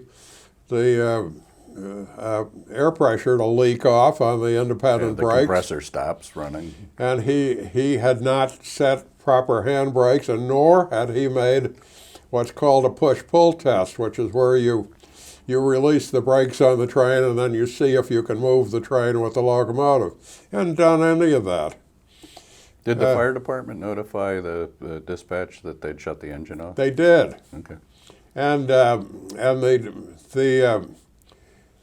engineer was at his hotel by then. Where the train was parked was, I think, about 10 miles, 8 or 10 miles west of Lac-Mégantic, and he had a taxi that met him and took him to his hotel. He was at the hotel. The train dispatcher called him at his hotel room and told him about the fire on the locomotive and that they'd shut this down, and actually said, "Is there anything that we should be doing?" And he said no. And I think at that point, had he thought this through, which I don't think he did, he called a taxi and said, "I got to get out to this place right away." He might have been able to get there in time to stop this, but he didn't do any of that. He's the guy that then called the dispatcher. I actually had all of the dispatcher's offices has all of this on a recording. Well, every train dispatching office records. It's like air traffic control. Right. So the dispatcher calls, or this engineer calls the dispatcher's office and says, "There's a big fire in town, and they've told us that we have to evacuate our this hotel. So do you know about this?" And the dispatcher says, "Yeah, I know about it. I know about it." And the engineer says, "Were there some cars of propane that were parked in town?" And the dispatcher says, "No, not to my knowledge." And the engineer says, "Well, I'm not sure what's going on, but we'll have to find out." And the dispatcher says, I forget his first name, Tom. "Tom, it's your train." Can't be. The train was properly secured." "Tom, it's your train."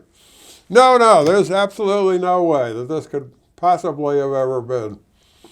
"Tom, it's your train." Well, by this time, the guys in the hotel were saying, "Get out of this place," because they're only a few blocks away from where the fire is.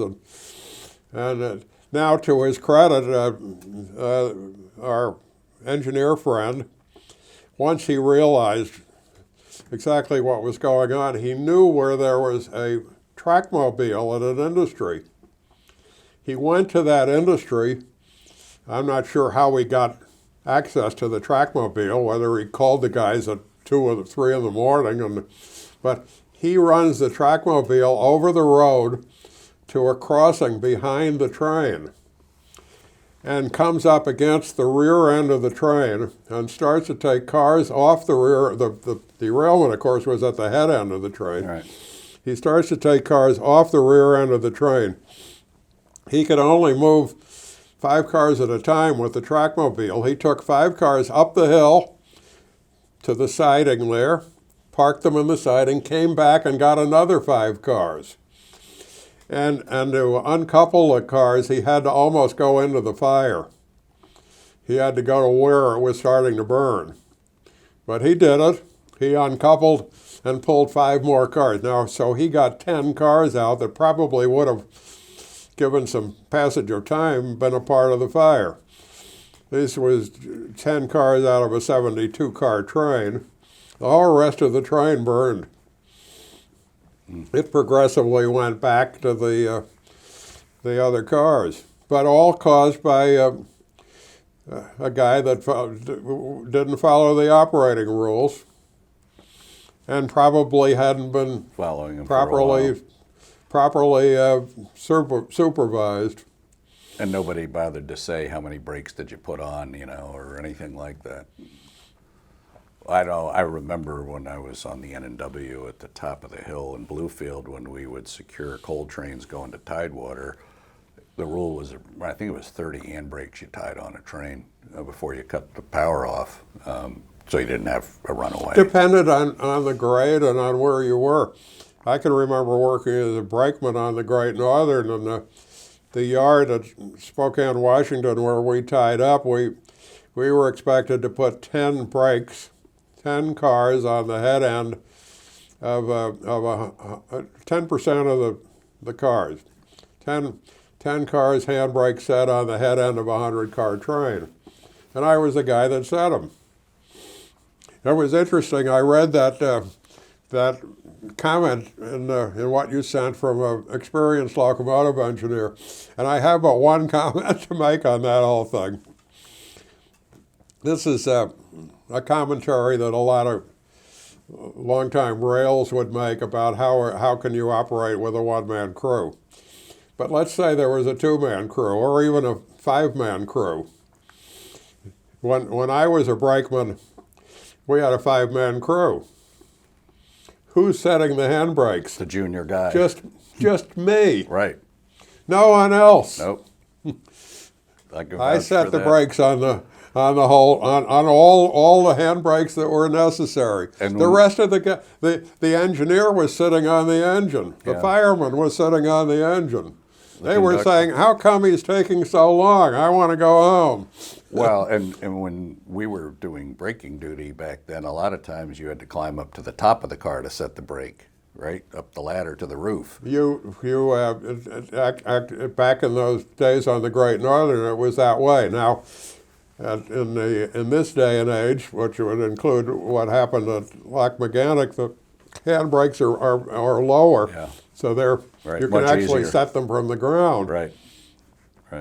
So I wasn't terribly impressed with this man's argument about how terrible it was to have one guy have to set handbrakes. Right.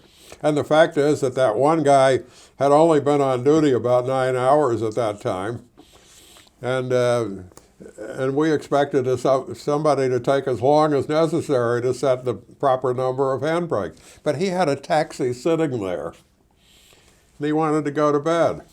Any notion, did they ever find out, or did you ever find out how many brakes he actually did set? Oh, yeah. I think he set 7 or 8. Well, he said some. Yeah. But then didn't do the push-pull test, which would have been recorded on the locomotive black box. Got it.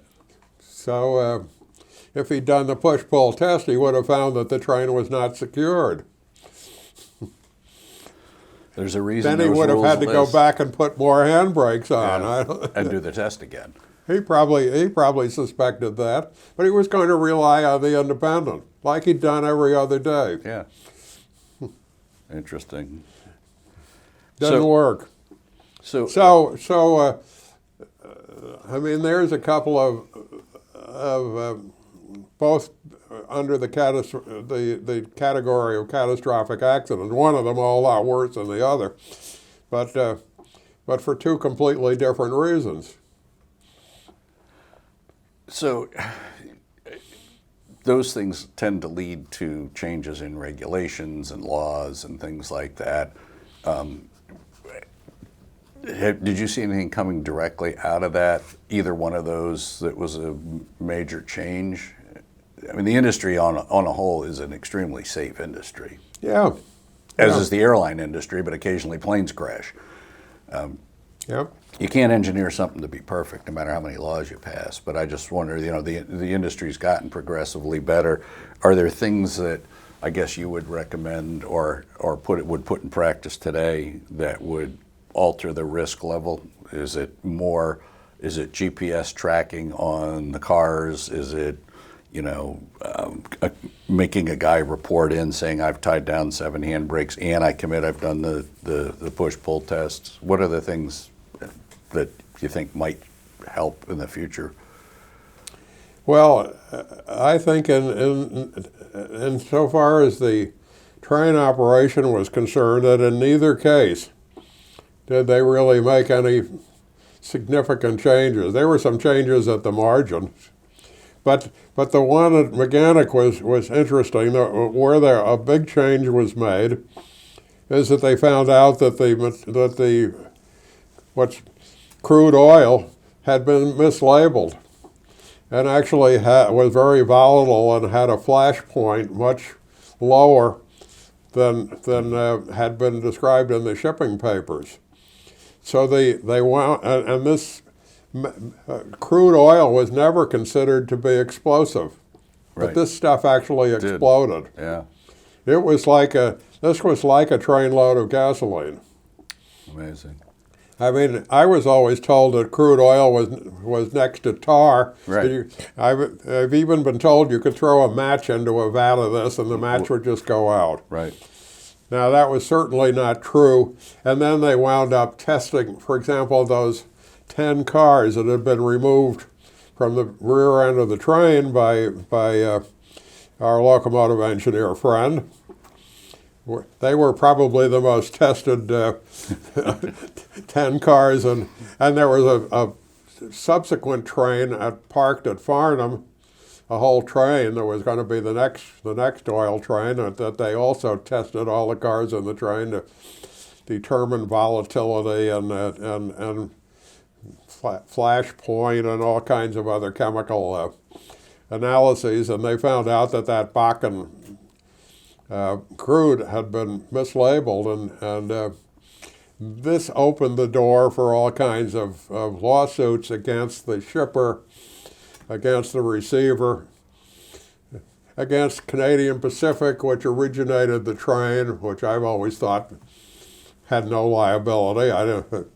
I actually testified in the and Canadian Pacific didn't settle like everybody else did. They said, we didn't do anything wrong. We're not going to put millions of dollars into a settlement fund. So they have a trial that's going on right now that's lasting months. Oh, it's still going. I understand it's still going, okay. but I testified early on in this case.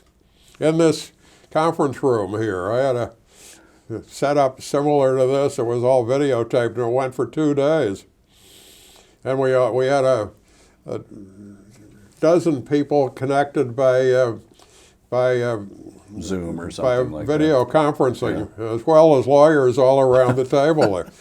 If you'd added up the hourly rate that these lawyers were making, it was incredible. And this is all to do with the Canadian Pacific's lawsuit. And basically, I'm telling people I don't see that CP did anything wrong.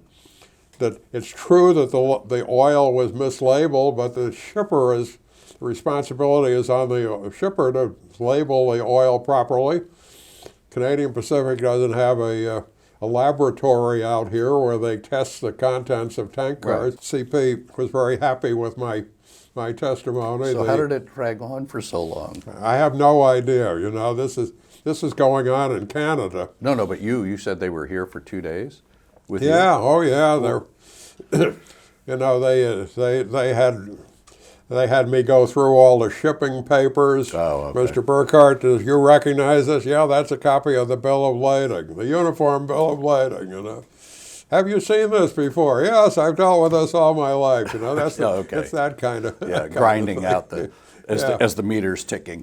Yeah. Oh yeah, they're and these guys were really looking for something. They're turning over every stone, and when they don't find something, then they turn over the Another next stone, and it's a fishing expedition looking for something that I would say that might implicate Canadian Pacific. So it's interesting to follow all of the things that you've been involved with.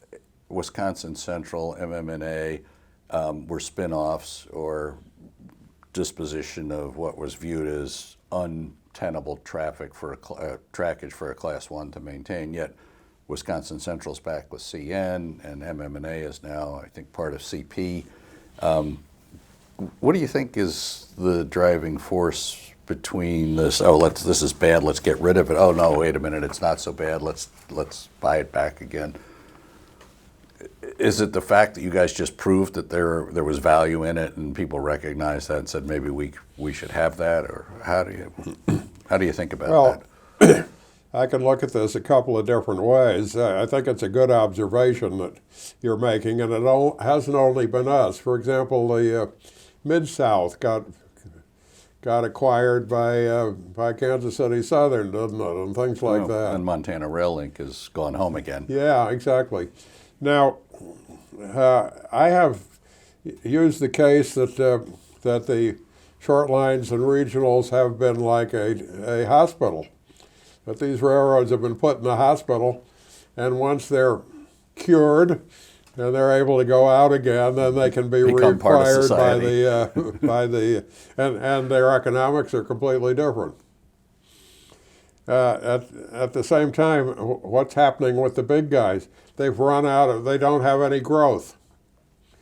It's interesting that Wall Street, that was very critical of our focus on growth on Wisconsin Central, or doing the things that were required by a focus of growth, is then going to be very critical when growth doesn't occur. Right. And they've been critical, and justifiably so, about the Class 1s that they've not seen any growth. They've been seeing a steady loss in market share. Right. And Obscured by rising profit due to price. yeah, they've done very well with squeezing the operation by implementing precision scheduled railroading, Hunter Harrison's invention, which, by the way, we used on Wisconsin Central and even on C&NW long before Hunter ever dreamed it up. But the fact is, the Class 1s have been very good at squeezing that for all it's worth, but it's come also at a price about not having any growth. So you got guys sitting at CP that look on the access to the maritime provinces that a previous management was happy to get rid of, and saying, there's some opportunities here, and we can acquire this. And we have Canadian National needing to fill in a gap in its system. They called Duluth to Chicago the missing link. Wisconsin Central was willing to sell, and was willing to sell cheap. They sold it much too cheap. There's an interesting part of this whole thing is that after I left Wisconsin Central, I realized that the management that came in behind me was going nowhere with the company. So I went up to Montreal, and I met with Paul Tellier, who I knew pretty well, and I understand is on your list. Right. You can ask him about this. And we wound up, I told him, I said, you need to now buy Wisconsin Central, and I'll support it. I was the largest individual shareholder. There were some funds that hold more stock than I, but I think I had 7% of the stock. And I said, the time is right. And we talked about a price, and we shook hands. and he said, well, he got back, and he said, we'll study this internally, and we'll get it back to you. He got back to me, and he said, we'd like to do this deal, but we have never. This would be considered a hostile deal, because you're not on the board, you're not a chief executive anymore. And I said, well, it's not hostile with the shareholders, but I said it might be hostile with the board and management. Well, that's our issue. We've never done a hostile deal, so we'd like to negotiate this with our management. So I said, well, you're not going to get anywhere with it. I said, they don't want to sell, not right now. They think that they can do big things with the company with me gone. And so he said, well, I've got to try. So he set up a luncheon in Chicago with Tom Power. He told me all about this. And he said, I'll call you after I get back to Montreal. And I said, of course, there can't be any conversation that I'm involved in any way. And he said, no, I understand this. So he called me 9 o'clock at night. He'd taken his company plane down to Chicago and back to Montreal. And he said, you were right. He said, they don't want to sell, and they think they're going to do great things with you gone. So I said, where does this leave us? And he said, well, he says it leaves us nowhere right now. So I said, well, all right, let's stay tuned and see what happens. The price was $18 and something a share at the time. A year later it was $10 a share. And as the largest shareholder, I am getting really pissed off. And so I mount a proxy contest. Out of the proxy contest, this is a whole big subject by itself. I was working with some guys in New York that knew how to do this kind of thing. This was totally new to me. And I'm going all around the country and calling on these investment funds. I have a few stories about that, mostly about how little these guys knew about anything. But what I found out very quickly is that the key guys out there wanted the company sold. So I reluctantly agreed that if we're successful, that we'll negotiate a deal. And I told them about this earlier deal and what the price had been. It was for $22 a share. At this point, the stock is selling for $10. I said, if you'll give me a little latitude, I'll get it sold. And that's a commitment. Okay, so I got the vote of a couple of these equity funds. So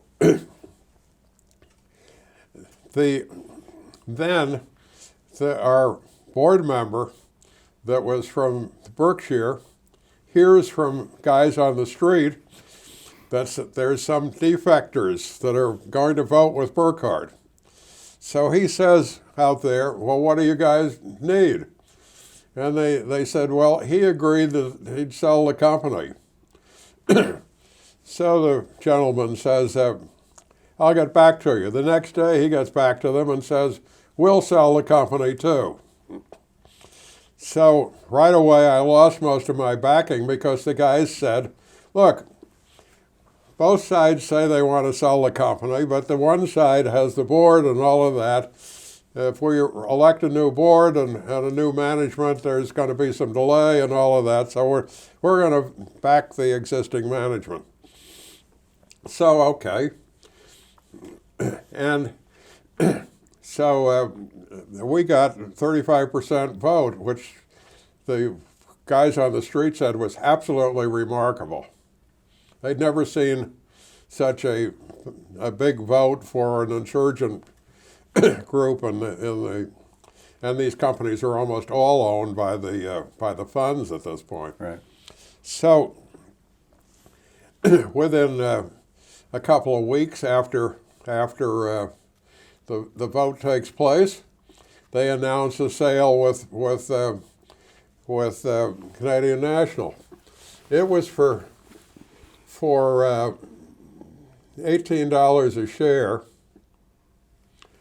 and the stock price had gone up during the time of the proxy fight. Sure.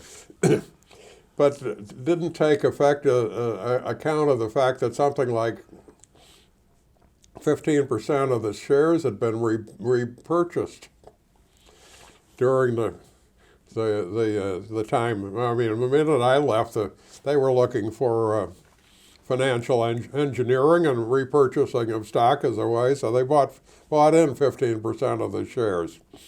So this says that to be equal to the $22 that I had worked out with Tellier, it had to be actually about $25. They made a deal for $18 and something. Interesting. So, yeah. okay, the stock had originally gone public 10 years before for $2.50, $2.75, I think. I'm adjusting for splits. They sold it for $18 and change. Not a bad deal. No. But they sold it cheap. Yeah. Could have sold it for a lot more. And MM&A went through a similar, not as torturous as that, I guess. Well, MM&A, of course, as a result of the derailment, went into bankruptcy, and so the corporation was liquidated. Yeah. The investors, of which I was a big one, we lost everything. That's what happens when you have a bankruptcy. Did you catch a lot of heat personally during that? I mean, you're sort of the figurehead, in a way, public figure.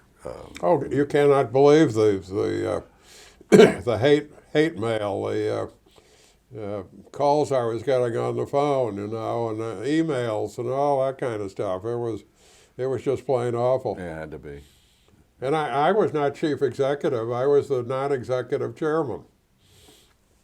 Bob Grunrod was president and CEO, but I got all the lightning, Yeah. all the lightning strikes. That's pretty much past, I presume, by now. Oh, yeah. Well, you think that, and it was a couple of months ago, I got a couple of pieces of hate mail about where I was going to go and after I died and things like that. And what are you going to do? Yeah, it's as goes with. I know we have to stop pretty soon, and I wanted to touch base on the Polish operation because we were Sure. talking about that earlier, and that remains in the portfolio. And of course, with the current circumstances over there, it's topical. So if maybe you spend a few minutes on that, and we'll wrap up. Well, Poland has been pretty good. We have a solid company there. It's profitable. It's not only do we, but they operate like Britain it's a open access operation where the only track that you own are your yards and around your shop facilities and so on. When you're running point to point, you're running on the infrastructure of a infrastructure company that's controlled by the government. So, And maintained by the government. Yeah. Maintained as well. Yeah. And you pay access charges. Those access charges are not cheap, and they're not efficient, and they kind of expect the operators then to pay for that inefficiency. Well, isn't that one of the flaws in that model? Like there's a lot of flaws in that model. I don't like the model, but it's the way it is. So we've done okay under that. Now not only do we run trains, and we can run all over Poland, anywhere we want. We can bid on a contract coming up to move coal and sand and stone and rock are our biggest commodities. A lot of what you'd call industrial aggregates. There's been a lot of construction in Poland with EU money on residential construction, commercial construction, highway construction. So construction industry's been big, and that's big with us. And also it's a big coal country. Now you can run anywhere in Poland, I presume. If I want to run anywhere in Poland, I can do that too. Sure. So who does the dispatching? Is that the infrastructure company? The PLK, which is the infrastructure company. Okay. All right. You might want to bring those guys a bottle of vodka at Christmas time. You know? I think there's a fair amount of vodka in Poland that's pretty good. This is true. Well, I want to thank you for your time. I think we've exhausted a lot of it. There's more I would have liked to have touched on, but this is really good.